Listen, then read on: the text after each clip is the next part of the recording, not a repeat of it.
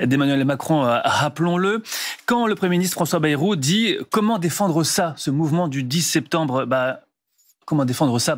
Les 44 milliards, vous pouvez comprendre que ça a du mal à passer auprès des Français directement concernés. Alors, je ne comprends pas nécessairement, mais je voudrais démarrer un peu peut-être de manière étonnante, mais en étant d'accord avec M. Privat.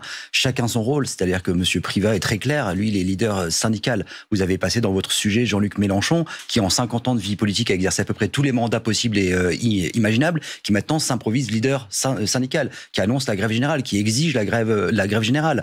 Ils appellent aux universités d'été de la France insoumise à la convergence des luttes, mais ce que les Français auront le 10 septembre, c'est la convergence des casses. Parce qu'on sait très bien comment ça va se finir. Dès que vous avez un cortège qui est initié par M. Mélenchon et ses sbires, vous avez de la casse systématiquement.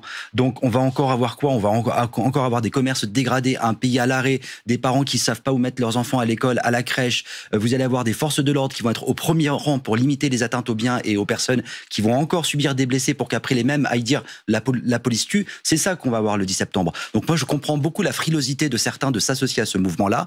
On a tous des raisons d'être mécontents. Je pense que 100% des Français que vous interrogeriez pourraient vous dire moi je suis pas content de ça ou ça. C'est légitime.